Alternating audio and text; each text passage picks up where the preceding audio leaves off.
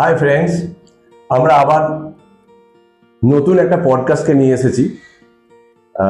আজকে আমাদের যে টপিক খুব ইন্টারেস্টিং টপিক, মানে এই টপিক এমন একটা টপিক যেটা ছাড়া মানুষের দৈনন্দিন জীবনটাই চলে না, বন্ধ হয়ে যায়। এটা ছাড়া মানুষ বাঁচতেই পারে না বেসিক্যালি। নিশ্চয়ই আন্দাজ করছেন কি বলতে চাইছি, কি টপিকের উপর কথা বলতে চাইছি।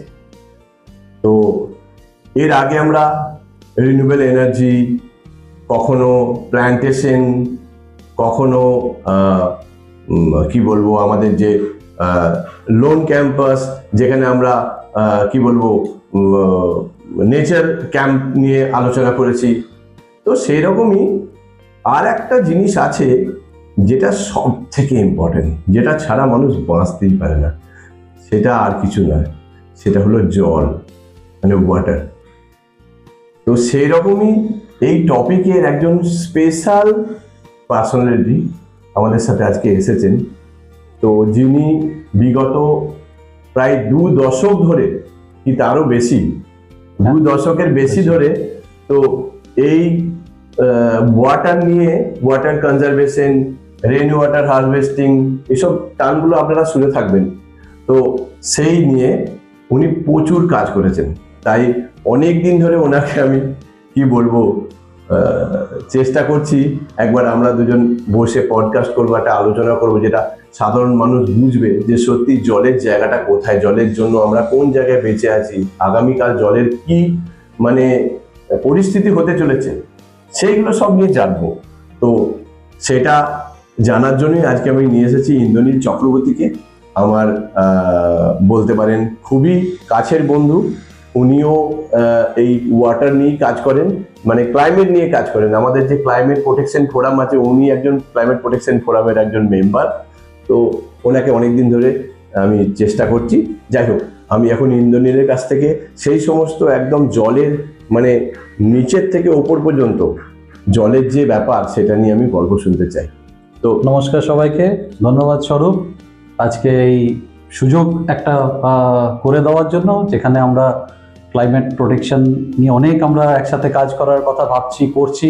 তো সেখানে দাঁড়িয়ে আমরা জল নিয়ে কি করতে পারি, বা সবাইকে একটু জানানো যে জল কিভাবে করলে আমরা একটু কনজার্ভ করতে পারি। তো সেটা নিয়ে আমরা একটু গল্প করা যাক, একটু কথাবার্তা বলা যাক। হ্যাঁ, শুরু করা যাক তাহলে। হ্যাঁ, তো আমার যেটা প্রথম বক্তব্য, যে আমার অনেকগুলো কোয়েশ্চেন আছে। তো একটা কোয়েশ্চেন হচ্ছে, আজকে ধরুন আমাদের যে জল, আমরা তো মাটির তলার জলের ওপরই বেশি নির্ভরশীল। কলকাতাতে কিছু জায়গায় আমরা পলতা বা গার্ডেন রিচের জলের যে ব্যাপারটা আছে, সেটা হয়তো গঙ্গা থেকে অনেকটা, আমি জানি না এক্স্যাক্টলি কত কি হয়। তো সেই জিনিসটা জলের একটা আমরা এখানে যোগান পাচ্ছি, বাট গ্রামের দিকে বা আমরা যেখানেই যাই না কেন, সবই বোরওয়েল, টিউবওয়েল থেকে আমরা জল পাই। তো এই জলের ভান্ডার কি পৃথিবীতে আজীবন আমরা পেয়ে যাব, নাকি এটা শেষ হতে চলেছে, বা সেটা শূন্য হয়ে যেতে পারে, বা তার জন্য আমাদের কি করা যেতে পারে? খুব ভালো প্রশ্ন, খুব ভালো কোশ্চেন এটা।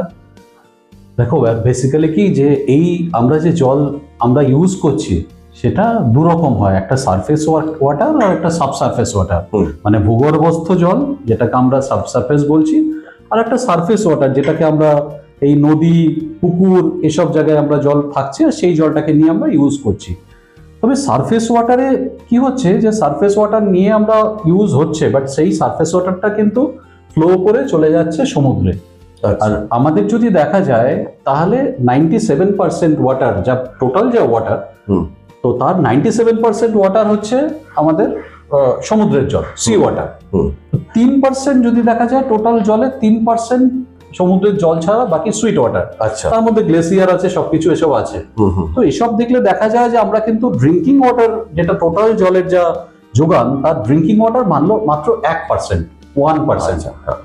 এবার মোস্টলি এটা জমা থাকছে ভূগর্ভস্থ জল, যেটা আন্ডারগ্রাউন্ড ওয়াটার, সেখানে আমরা জমা থাকছে, সেই জলটা জমা আছে। বা আমরা আবার ধরো বর্ষা হচ্ছে, সেই বর্ষায় একটা জল নিচে যাচ্ছে, রিচার্জিং হচ্ছে, ন্যাচারাল রিচার্জিং কিছু হচ্ছে, সেভাবে আস্তে আস্তে আবার জল ওখানে হয়তো রিফিল হচ্ছে বা কমছে আস্তে আস্তে, সেখানে আমরা যেভাবে এক্সট্রাক্ট করছি সেভাবে। তো এটা একটা ব্যালেন্সের ব্যাপার, মানে আমি কত জল তুলছি আর কত জল রিচার্জ হচ্ছে ভেতরে। আচ্ছা, সেই দেখা যাচ্ছে এটা লাস্ট ধরো 100 বছর যদি একটা গ্রাফ তৈরি করা যায়, তাহলে দেখা যাচ্ছে সব জায়গায় জল গ্র্যাজুয়ালি কিন্তু নিচে ডিপ্লিট করছে, গ্রাউন্ড ওয়াটার যে স্টোরেজটা সেটা ডিপ্লিট করছে। তোমাকে আমি উদাহরণের জন্য বলছি, আমরা এখন কলকাতায় বসে আছি, আমাদের খুব কাছে সুন্দরবন। হ্যাঁ, যেখানে সুন্দরবনে আমরা সবাই জানি সেখানে পাশে প্রচুর সমুদ্র, প্রচুর নদী, কিন্তু সেখানে ক্রাইসিস হচ্ছে জল আছে সেখানে, কিন্তু খাবার জল নেই, খাবার জল না, স্যালাইন ওয়াটার। Saline water. এবার কি হচ্ছে, তুমি একটা জল, আমাদের যে খাওয়ার যে জলটা, আজ থেকে হয়তো 15 বছর বা 16 বছর বা 20 বছর আগে ওখানে দেখা যেত জলের লেয়ারটা, সুইট ওয়াটার যেটা drinking water, portable drinking water, সেটার লেয়ারটা দেখা যেত 300 বা 400 ফিট গ্রাউন্ড, আমরা যদি গ্রাউন্ড লেভেল থেকে দেখি 300 বা 400 ফিট নিচে জলটা পাওয়া যাচ্ছে। আমরা কি করলাম, আমরা আমাদের চাষের কাজের জন্য, মোস্টলি এগ্রিকালচারাল ইউজ বা খাওয়ার জন্য আমরা প্রচুর বোরওয়েল বসাতে শুরু করলাম, জলটা এক্সট্রাক্ট করা শুরু করলাম গ্রাউন্ড ওয়াটার থেকে। এতে কি হলো, এই গ্রাউন্ড ওয়াটার থেকে জলটা নিচে নিচে আস্তে আস্তে গ্র্যাজুয়ালি নিচে নামা শুরু করলো।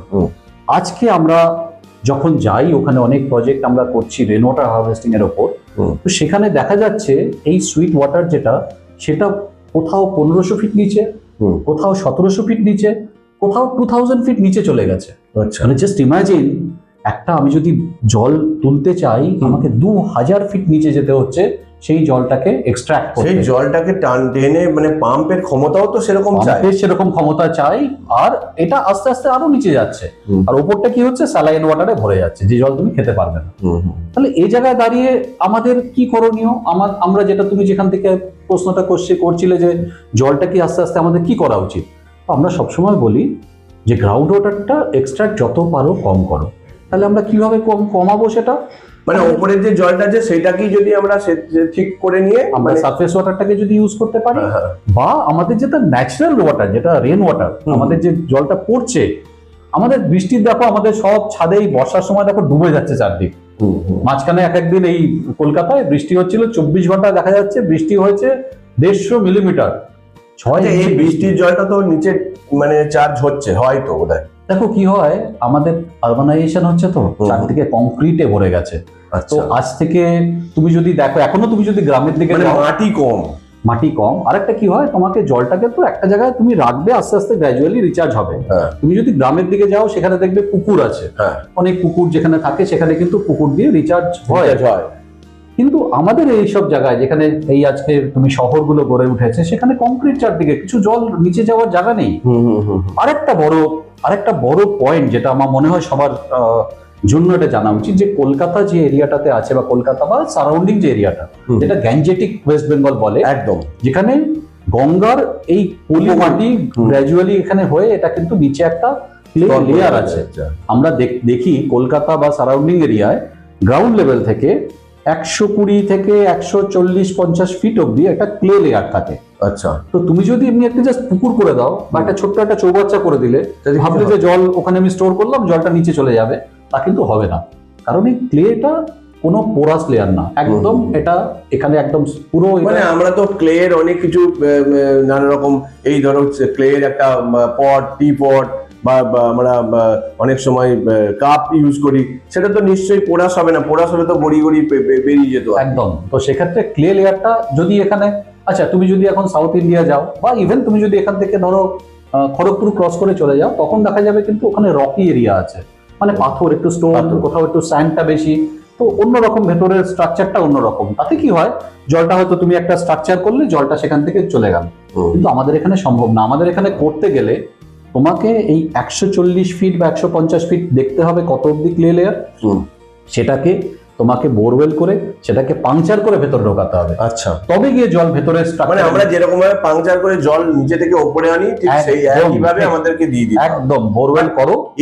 এইটা যে মানে আমরা যে দূষিত জলটাকে আবার যদি পাংচার করে দিয়ে দিই, সেটা তো আবার নিচেতে জল দূষিত হয়ে যেতে পারে। খুব ভালো প্রশ্ন, খুব ভালো প্রশ্নটা তুমি করেছো, যে আমরা যখন রিচার্জ বলছি, তাহলে কি এটা আমরা যে কোনো জায়গায় এরকম গর্ত করে ঢুকিয়ে দেবো, কাদামাটির জল, নোংরা জল? একদম না। আমরা যখন বলি যে যখন আমরা কোনো রিচার্জ করতে হবে, তখন সেই জলটাকে প্রপারলি ফিল্ট্রেশন করাটা খুব দরকার।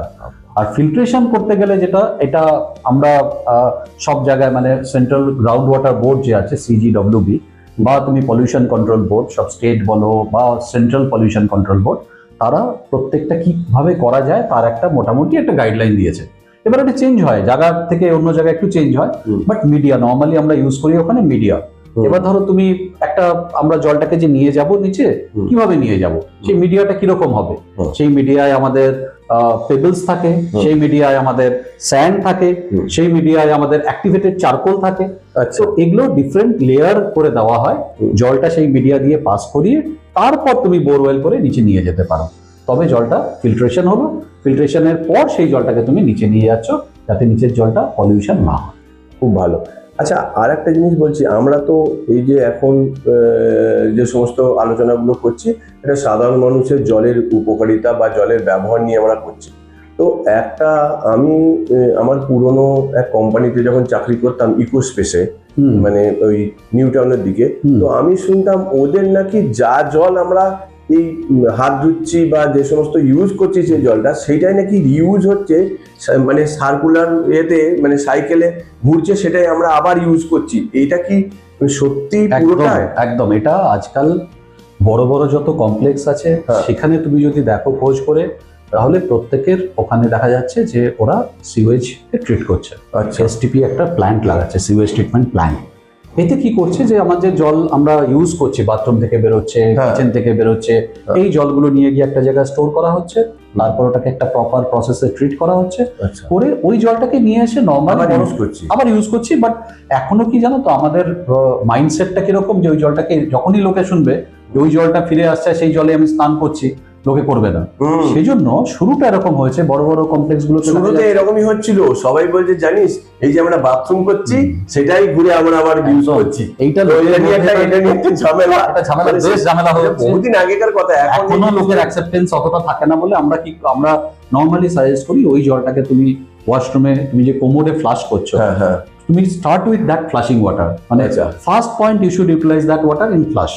যেখানে কোনো অসুবিধা নেই, তুমি ফ্লাশিং ইউজ করছো, বড় কনজাম্পশন হচ্ছে এক একজনের এক একটা ফ্লাশে। তুমি যদি দেখো অনেক জল যায়, ওই জল দিনে অনেক জল, মানে এত বড় একটা ফ্লাশের আমি দেখেছি।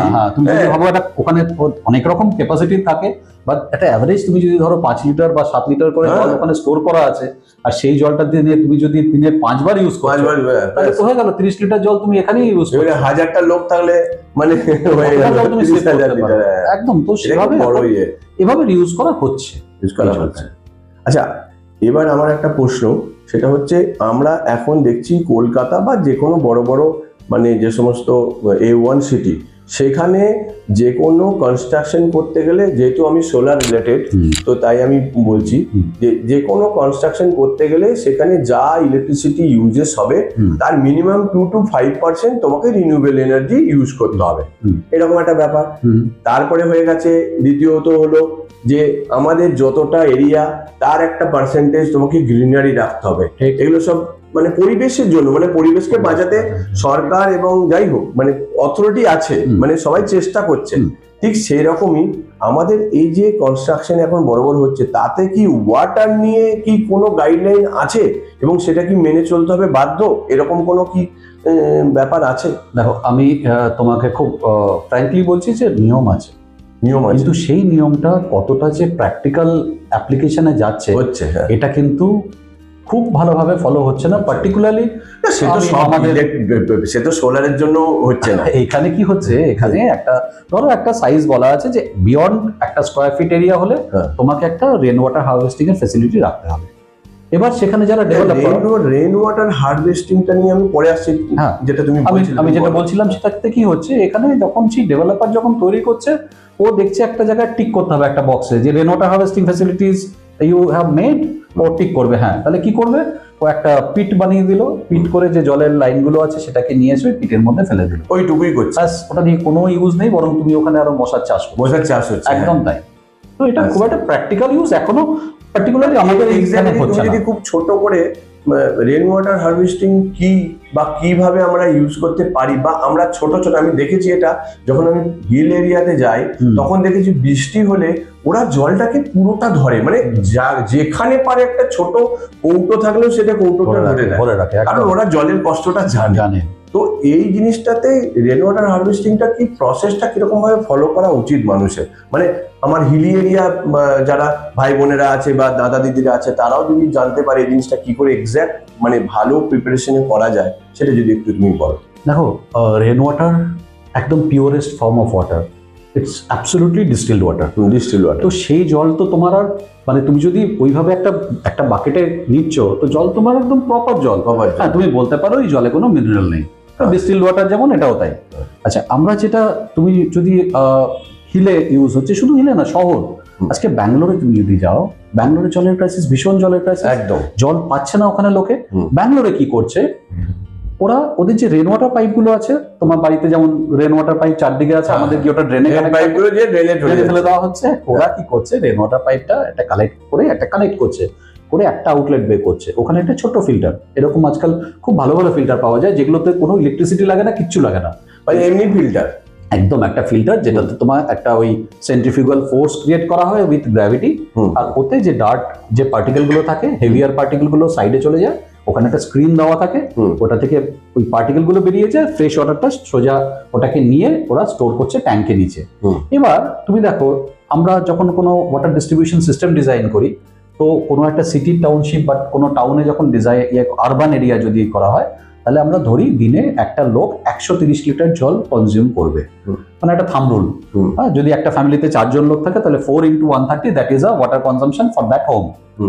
মানে স্নান, চান, কাপড় কাচা সব মিলে তোমার একটু গার্ডেনিং করবে, তুমি একটু একটা গাড়ি আছে, ওটার ওয়াশও মাঝে মধ্যে হবে, সব ধরে অ্যাভারেজ 130 লিটার আরবান এরিয়া। কিন্তু খুব ভালো, মানে এটা খুব ভালো একটা মানে ডেটা, যেটা আমরা এতদিন ধরে জল ইউজ করছি। আমরা তো সকালবেলায় ব্রাশ করি, জল খুলে দিই, মানে বেশিরভাগ লোক, বা আমরা যখন সেভিং করি তখন জল খুলে দিই। আমাদের কিন্তু 130-এর বেশি হয়তো হয়ে যায়, আমরা হয়তো মাপতেই পারি না। অ্যাভারেজ আমরা 130 ধরে করি, এটা থাম্ব রুল। আর গ্রামের জন্য 80 লিটার। আচ্ছা, এবার গ্রামের জন্য 80 পার ক্যাপিটা। আচ্ছা, এবার তুমি ভেবে দেখো, এই 130-এর মধ্যে তুমি দিনে কত লিটার জল খাও? খুব বেশি হলে 3 লিটার থেকে 5 লিটার, 5 লিটার, তা বেশি না। তাহলে 130-এর মধ্যে 125 লিটার জল তোমার অন্যান্য পারপাসে লাগছে। তাহলে ব্যাঙ্গালোরে 1%। তাহলে ব্যাঙ্গালোরে আমরা যেটা আমি রেফার করছিলাম, যে ব্যাঙ্গালোরে ওরা নিচে ট্যাঙ্কে জলটা নিয়ে ওদের মেন যে ওভারহেড ট্যাঙ্কটা, সেটা কিন্তু সেখানে খাওয়ার জল রাখে না। এই বৃষ্টির জলটা ধরলো, পাম্পিং করে ওপরে তুলে দিল, ওইখান থেকে পুরো বাথরুম বলো, চারদিকে যে ডিস্ট্রিবিউশন লাইন চলে যাচ্ছে, সেই জলটা ইউজ হচ্ছে। শুধু ড্রিঙ্কিং এর জন্য ওরা আলাদা করে একটা ছোট কানেকশন থাকে, যেটাতে শুধু ওরা ওই পিউরিফায়ার দিয়ে ড্রিঙ্কিং ওয়াটারটাকে নিয়ে ইউজ করছে। বুঝতে পারছি। তাহলে বৃষ্টির জলটাকে নিয়ে তুমি যেটা জিজ্ঞেস করছিলে, যে সিম্পল ফিল্ট্রেশন করে আমি অন্যান্য পারপাসে ইউজ করতে পারি, আমি তো খাওয়ার জল করছি না, কাজে আমাকে খাবার তো মাত্র 5 লিটার, সে আমরা বেশিরভাগ লোক তো বিসলারি কিনে খেয়ে নেয়, তাই বলছি, মানে মিনারেল ওয়াটার কিনে খেয়ে নেয়। সত্যি কথা। তো খেতে জল বেশি লাগে না, হ্যাঁ খেতে জল লাগে, এমন কিছু জায়গা আছে আমি সেখানে দেখেছি, মানুষ সত্যি করে, আমরা সেখানে কাজও করেছি, মানুষ সত্যি করে খাবার জল পায় না, পিওরেস্ট জলটা পায় না, হয়তো পুকুর থেকে জল খায়। আমি যদি পুরুলিয়া যাই, আমি যদি বাঁকুড়ার প্রত্যন্ত জায়গায় যাই, সেখানে জল নেই, টিউবওয়েল নেই, সেখানে কিছুই নেই, সেখানে পুকুর পরিষ্কার জল তারা একটা বেশ প্রিজার্ভ করে রাখে, ওখান থেকেই জল বেশিরভাগটাই রান্না ইউজ হয়, খাওয়ার ইউজ হয়। তুমি এই যে এটা বললে, আমি তোমার থেকে সরি, মানে তুমি যেটা বললে এখান থেকে আমি তোমাকে একটু আটকালাম, এই জন্য তুমি খুব ভালো এক্সাম্পল দিয়েছো। ইনফ্যাক্ট তোমাকে আমি সুন্দরবনকে রেফার করছিলাম, আবারও একবার সুন্দরবন রেফার করছি। আমরা সুন্দরবনে বেশ কিছু আমরা প্রজেক্ট ডিজাইনিং এর কাজ করছি, যেখানে এই জলের ক্রাইসিস এবং বাচ্চারা জল খাচ্ছে এরকম পুকুর থেকে, কারণ 2000 ফিটে বোরওয়েল থেকে তোলা ভীষণ এক্সপেন্সিভ ব্যাপার। তাহলে ওখানে আমরা কি করছি, ওখানে আমরা ধরো বিভিন্ন আজকাল সরকারি যে বড় বড় স্কুলগুলো আছে, সরকারের সাথে এই ধরনের প্রজেক্ট সরকারও প্রমোট করছে করার জন্য। তো সেই স্কুলে ছাদের থেকে জলটাকে আমরা হারভেস্ট করছি, জলটাকে কালেক্ট করছি, রেন ওয়াটার একদম রেন ওয়াটার নিয়ে, পাইপলাইন নিয়ে, ফিল্টার নিয়ে, ওটাকে আমরা নিচে একটা স্টোরেজ এরিয়া করলাম, হয়তো বড় ট্যাঙ্ক 1.5 থেকে 2 লাখ লিটারের ট্যাঙ্ক রাখছি, কারণ তুমি তো বৃষ্টি প্রতিদিন পাবে না, জল তোমাকে কিছু ব্যাকআপ রাখতে হবে, কখন তুমি তো ব্যাকআপ রাখতে হবে। তাহলে এই জলটা স্টোর করার পর ওই জলটাকে আমরা ট্রিট করছি, প্রপার ট্রিটমেন্ট। মানে সেখানে আমরা যে শহরে আমরা যে জল, আমাদের যে ড্রিঙ্কিং ওয়াটার সাপ্লাই হয়, সেখানে যেরকম ফিল্টার থাকে, টাবিডিটি ফিল্টার, চারকোল ফিল্টার, তো আমরা ওখানে টাবিডিটি ফিল্টার, চারকোল ফিল্টার করে ক্লোরিন ডোজিং করে ওই জলটাকে ওভারহেড ট্যাঙ্কে নিয়ে যাচ্ছি, নিয়ে সেখান থেকে আবার পাইপ দিয়ে আমরা গ্রামে খাওয়ার জলের জন্য ডিস্ট্রিবিউট করছি। খুব সুন্দর প্রজেক্ট, মানে যেখানে বৃষ্টি আছে কিন্তু জলের সংকট, সেখানটাতে আমরা এভাবে বৃষ্টির জলকে খাওয়ার জলে কনভার্ট করে ওটাকে দেওয়ার এখন ব্যবস্থা হচ্ছে। আচ্ছা, খাবার জলের আরেকটা কথা বলি, আমাদের তো বাঁকুড়া, পুরুলিয়া বা সুন্দরবনের কথা বললাম, হিল এরিয়ায় যেমন কাশ্মীর বলো, দার্জিলিং বলো, এখানে কিন্তু স্প্রিং ওয়াটার অনেকেই খায়। তো এরকম একটা আমার প্রজেক্টও আছে, কিছুদিন পর হয়তো সেটা নিয়ে আমরা কাজ শুরু করব, যে স্প্রিং ওয়াটার আসছে, সেইটা একটা জায়গায় পড়ছে, সেটাকে আবার পাম্পিং করে আমাকে আবার অন্য একটু উপরে তুলে দিতে হবে, সেটা সোলার দিয়ে হবে, সেইটা আবার ডিস্ট্রিবিউশন হবে। তো স্প্রিং ওয়াটার কি মানে ওটাও কি পিওরেস্ট, মানে এটা খুব ভালো? একদম ভালো থাকে।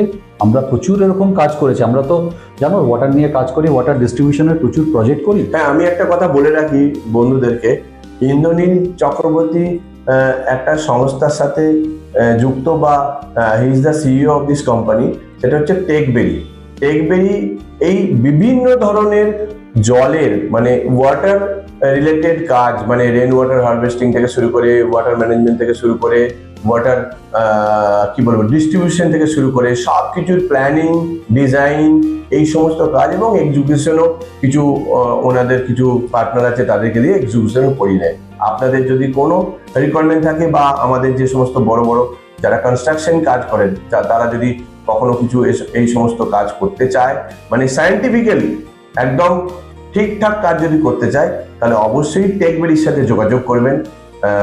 অবশ্যই টেকবেরি থেকে আপনারা হেল্প পাবেন। হ্যাঁ, কি আমি যেটা বলছিলাম যে আমাদের ধরো এই ধরনের তো ওয়াটার ম্যানেজমেন্টে, ওয়াটার ডিস্ট্রিবিউশনের প্রচুর প্রজেক্ট করি। হ্যাঁ। আচ্ছা, ইরিগেশনটা আমরা করি, এবার এই ইরিগেশনটা মাইক্রো ইরিগেশন, মানে যেখানে জলটা কম দিয়ে এফেক্টিভিটি বাড়ানো যায়, স্প্রিংকলার, ড্রিপ ইরিগেশন, তার প্রজেক্ট প্ল্যানিং ডিজাইনিং আমরা করি।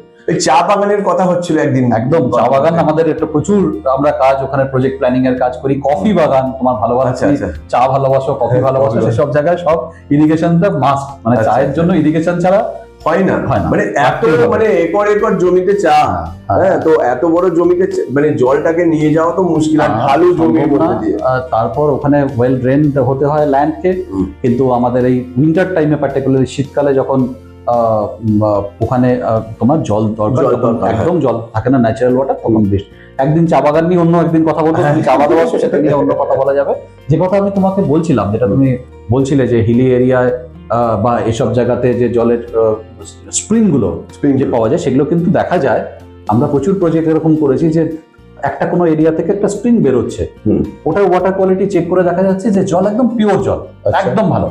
কিন্তু কি হচ্ছে, যখন ওই স্প্রিংটা গ্র্যাজুয়ালি আবার তোমার ওই যাচ্ছে, হিল থেকে গ্র্যাজুয়ালি নিচে নামছে, তখন এটা কন্টামিনেট হয়ে যায়। কিন্তু স্প্রিং কিন্তু ভালো করে, ভালো যেখান থেকে বেরোয় আমরা দেখি, মানে যতটা পাথরের উপর দিয়ে আসছে ঘষে ঘষে, মানে পাথরের পাশ দিয়ে, তখন নাকি ওই জলের মধ্যে মিনারেল অ্যাড হয়। ন্যাচারাল যে আমরা হিল গুলো থেকে যে স্প্রিং গুলো বেরোয়, খুব ভালো কোয়ালিটি মিনারেল দেখা যায়, টেস্ট করলে খুব ভালো আছে। ইনফ্যাক্ট খুব ইন্টারেস্টিং প্রজেক্ট আমরা করেছিলাম, প্রজেক্ট ডিজাইনিং করেছিলাম, সেটা তোমার হচ্ছে এই যেটা হিল এরিয়াতেই, এটা একটা রিসোর্ট ছিল সেখানে। এই রিসোর্টটা তোমার কাশিয়ং এর কাছে, কাশিয়ং এর কাছে। আর সেই রিসোর্টে কি হয় যে তোমার ওখানে দেখা যায় একটা বড় এরিয়া, আমি নাম নেবো না, কিন্তু রিসোর্টটা হচ্ছে 5 স্টার প্রপার্টি, কিন্তু দেখা যাচ্ছে যখন এই রিসোর্টটা করা হচ্ছে জল নেই, মানে ওখানে বেসিক্যালি জল কিভাবে করা যাবে ওটা একটা বিরাট ওদের টেনশন হয়। তো আমরা গিয়ে দেখি যে রিসোর্টটার থেকে অ্যাবাউট তুমি ধরো 700 মিটার নিচে, 700 মিটার মানে প্রায় 2200-2300 ফিট স্ট্রেট ভার্টিক্যালি নিচে একটা আমরা স্ট্রিম পাই, এবং স্ট্রং স্ট্রিম, ভালো জল আছে। তো আমরা দেখি ওটার কোয়ালিটি চেক করি, দেখি খুব ভালো। আমরা ওই জলটাকে ওখান থেকে পাইপিং এ করে, পাম্পিং করে, ডাবল স্টেজ পাম্পিং করে ওটাকে রিসোর্টে নিয়ে আসি। নিয়ে এসে তারপর ওটাকে আবার ফার্দার ট্রিট করা হয়, করে ওই জলটা ইউজ করা হয়। আর সেখানে আমরা ওদের যে পার্কিং লটটা আছে, মানে বড় পার্কিং লট, আমরা ওখানে একটা রিজার্ভার করি। ওটা শুধু dedicated for rain water collection. তুমি বলছিলে না যে পুরো ওই এরিয়া যত বৃষ্টির জল হচ্ছে, পুরোটা আমরা ওই পার্কিং এর নিচে স্টোরেজে রাখছি। সেই জলটাকে আমরা অন্যরকম ভাবে ইউজ করি, ওই জলটাকে আবার আমরা আমাদের ওখানে বিভিন্ন পারপাসে ইউজ করছি। তাহলে ইন্ডাস্ট্রিয়াল হলো, মানে এমনি সাধারণ মানুষদের জন্য জানা হলো। তো তাহলে আমাদের আজকে যে আলোচনা, মানে মুখ্য যে ব্যাপারটা হলো, মানে মানুষরা, যে সাধারণ মানুষ, এই ওয়াটার নিয়ে আমাদের আরো কিছু বলার দরকার আছে, যে আমাদের জল কিন্তু অপচয় করা উচিত নয়, কারণ আমাদের জলের আস্তে আস্তে নিচের জলটা আস্তে আস্তে শেষ হয়ে যাচ্ছে। তো সেইটা অপচয় যাতে না হয়, এই ধরো ট্যাপ খুলে মানুষ রেখে দিচ্ছে, বা কোথাও হয়তো ওয়াটার হচ্ছে, কি বলে ডিস্ট্রিবিউশন হচ্ছে, এই আমাদেরই কলকাতাতেই হয়তো দেখা যাবে একটা ট্যাপ থেকে জল ক্রমাগত পড়িয়ে যাচ্ছে, সেটাকে যদি বন্ধ করে চলে যাবে, সেটা কারোর আর সময় নেই। হ্যাঁ, মানুষ এতই প্রচুর নষ্ট হয়। ইনফ্যাক্ট তোমাকে একটা ডেটা দিচ্ছি, কলকাতা মিউনিসিপ্যাল কর্পোরেশনের একটা ডেটা, যেটা বছর 5 আগের ডেটা। হ্যাঁ। তখন একটা অডিট করা হয়েছিল যে কলকাতাতে যে টোটাল ওয়াটার সাপ্লাই হচ্ছে হ্যাঁ। তার কতটা ইউটিলাইজ হচ্ছে আর কতটা নষ্ট নষ্ট হচ্ছে। তুমি যদি ডেটাটা শোনো তুমি সারপ্রাইজড হবে। 46% হচ্ছে ওয়েস্টেজ, 46 পয়েন্ট সামথিং, আমি পয়েন্টটা মনে নেই, বাট 46%। Audited report. 46% হচ্ছে জল নষ্ট হচ্ছে। বিভিন্ন লিকেজ, তোমার পাইপলাইনের লিকেজ থাকে প্রচুর।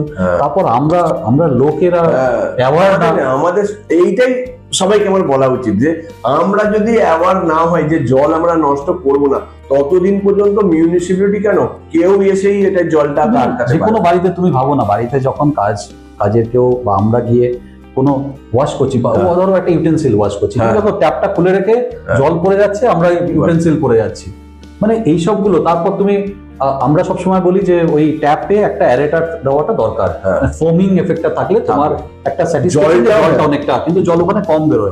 যখন হাওয়া থাকে তখন জলের কনজাম্পশন তবে ছিটকে যায় কম। আমরা বলি যে তুমি যখন শাওয়ার নিচ্ছ, স্নান করছো, তুমি ওটাকে 5 minute sufficient time, 10 minute 15 minute তুমি স্নান করে যাচ্ছ, মানে একদম ঠান্ডা হয়ে যাবে পুরো, একদম সেই রকম, মানে প্রচুর জল আমরা ওয়েস্ট করি। তো এগুলোকে একটু আমরা যদি নিজেরা একটু কনসিয়াস হই, আমরা যদি একটু অ্যাওয়্যার হই, ঠিক যেরকম বিদ্যুৎ অপচয় করা চলবে না, বিদ্যুৎও একদম দারুণ একদম। হ্যাঁ, আমরা সারাক্ষণ লাইট জ্বেলে দিয়ে চলে গেলাম, এসি চালিয়ে দিয়ে চলে গেলাম রুমের মধ্যে, এগুলো যেরকম চলে না, ঠিক সেরকম জল কিন্তু আমাদের একদম। দেখুন, বিদ্যুৎ না হলেও আপনি অন্ধকারেও থাকতে পারবেন, দিনের বেলায় সূর্যের আলো আছে, রাত্রেবেলা অন্ধকারেও থাকতে পারবেন, একটা মোমবাতি জ্বালিয়েও থাকতে পারবেন। না, রোদ্দুর আছে তো, রোদ্দুর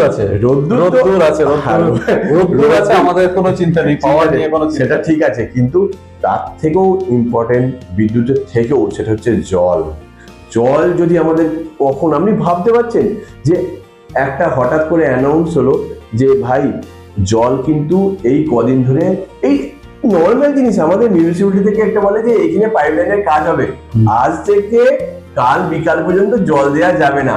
মানে মানুষ কি করে, বাড়ির মধ্যে যা আছে, মানে পাত্র আছে, সব পাত্রতে জল ধরে রেখে দেয়, যে জলটা কি করে। আরেকটা শুনুচ্ছি, তুমি শেষ করার আগে আমি সত্যি মানে এত কিছু আমার দেখি না, এক্সপিরিয়েন্স এত কিছু করি না।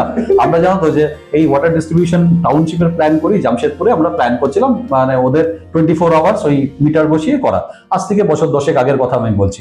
সেই সময় অডিট হয়ে দেখা গেল যে 24 ঘন্টা আমরা যদি জল দিই, সাপ্লাই করি, ওই 3 ঘন্টা না করে যদি 24 ঘন্টা সাপ্লাই করি, তাহলে জলের ওয়েস্টেজ কমানো যাবে, যদি লিক কোথাও না থাকে।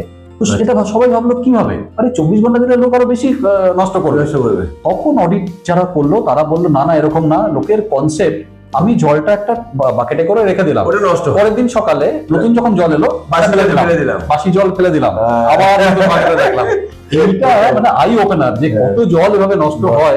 24 ঘন্টা জল আসবে, কেউ রাখবেও না, আর কেউ ওই বাসি জল, যদি 7 দিন আপনাদেরকে বলা হয় যে জল নেই, আপনারা কি করবেন? আপনারা দরকার হলে এই শহর ছেড়ে চলে যাবেন, যে কোন শহরে জল আছে সেখানে।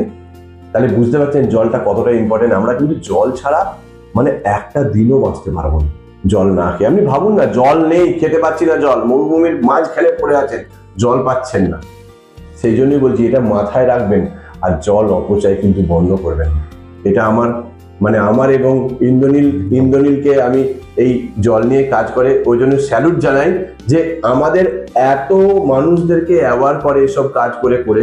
তো আমি সেইটুকুই ইন্দ্রনীলকে আজকে নিয়ে আসার একটাই কারণ, যে মানুষকে অ্যাওয়ার করা, যে জল অপচয় করা চলবে না, আর জলের ব্যবহারটা কিরকম ভাবে হবে। রেন ওয়াটারও, আপনারাও গ্রামের বাড়িতে রেন ওয়াটার ধরে রাখতে পারেন, সেটা দিয়ে আপনি কাপড় কাচতে পারেন, সেটা দিয়ে আপনি গাছে জল দিতে পারেন, অনেক কিছু পারেন। জলটা খেলেন না, কিন্তু সেটা তো পারেন করতে। তো জলটা এখন থেকে বাঁচানো প্র্যাকটিস করুন, নাহলে কিন্তু পরে সত্যি এরকম দিন আসবে জল নেই। ব্যাঙ্গালোরে দেখুন না, ব্যাঙ্গালোরে খোঁজ নিন, মুম্বাইয়ে খোঁজ নিন, জল নেই, কিচ্ছু নেই, ঝামেলা, মারপিট, দাঙ্গা হয়ে যাচ্ছে। তো আমাদের এখানে জল পাচ্ছেন, ওই দিন দাঙ্গা হচ্ছে না। তো তাই কলকাতাবাসীদেরকে বলবো, পশ্চিমবঙ্গবাসীদেরকে বলবো, যারা যারা এই ভিডিওটা দেখবে তাদের সবাইকে বলবো জল অপচয় কিন্তু বন্ধ করুন। ঠিক, তাহলে আজকে ইন্দ্রনীলকে অসংখ্য ধন্যবাদ এই এতগুলো কথা, এতগুলো গল্প আমাদেরকে বলার জন্য এবং মানুষকে অ্যাওয়ার করার জন্য।